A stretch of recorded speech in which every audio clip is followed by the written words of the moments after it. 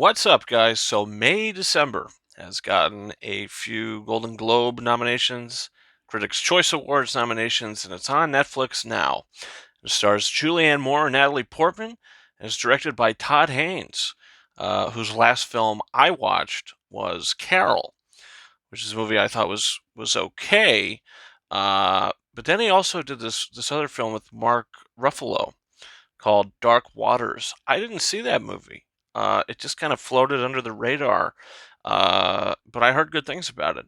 So going into this, I'm kind of indifferent to Todd Haynes as a director, and this is a film. I don't know if this is a true story or not.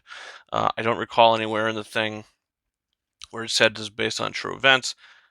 I'm not sure, but it's the story of a 30-something-year-old school teacher who is seduced, as she claims, by a seventh grader, and they fall in love, and she basically, it's alluded to, she goes to jail, she gets pregnant by him, she has a baby in jail.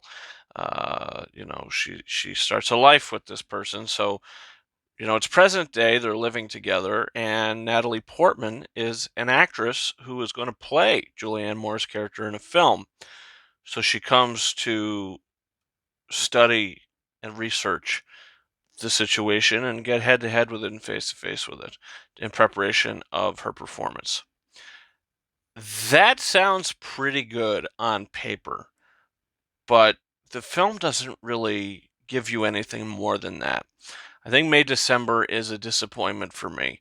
I didn't like this movie. I thought it was extremely slow. I thought it was boring, and I thought it was uneventful. Nothing happened in this movie. Uh, you know, Portman's character throughout the whole thing, she talks to different people. She goes around. She gets uh, certain bits of information. She reads what was in the tabloids about the whole thing, and she tries to make up her own mind about how she feels about this woman. At the end of the film, she says that, I understand you. Julianne Moore's character says something like, "Do you understand me? Like, do you understand who I am?" Something like that. And she says, "Yeah, I do." But us as an audience member don't understand why she understands. She goes through the motions of, going through this character's life, and she gets certain pieces of information, but why does she really understand? I don't really get it. Um, I mean, she's good in the film. The performances are good. I just think that the screenplay is very underwritten.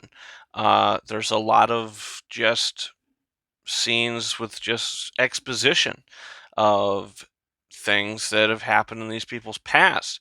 Julianne Moore, I think, is very good. She's not great. She's okay. She's good. But there's nothing memorable about this movie, and there's nothing like, yeah, that was the movie with the two characters that were doing that, and it was really, memorable. This film doesn't have that. Charles Melton plays Joe, who is the seventh grader. He's the adult with her now, and he's all right. You can tell that he's sort of underdeveloped as a person. I think that they could have went into that a little more. He still kind of has that seventh grader mentality. I would say it didn't feel like the character had a lot of growing up to do in his life once he got into this relationship. It just maybe felt like he put himself on pause, and he wasn't really able to evolve and turn into an adult mentally until we get him, towards the end of the film. That's not really a spoiler, but there's a moment where he kind of confronts Julianne Moore's character about their past, and it's a great scene. It's the best scene of the movie, but it doesn't really go anywhere. She stops it instantly. She says, "Stop! It's graduation. Stop! We're not doing this." And they didn't do it. They stopped, and all the stuff and the tension and all the stuff that the movie was building to, this I think was the scene to capitalize. and it basically is a firework that goes off for about 5 seconds and then dies. Um, so this movie, I just feel like, is a dud. I feel like the movie's a dud, and it didn't do anything for me. If you watched it and it did things for you, and there was like themes and stuff that this movie did for you, that's great. Is this one of the worst movies of the year? Absolutely not. Did I like it? No. Um, so it's a 2 out of 5 star movie for me. The cinematography, the acting, very good.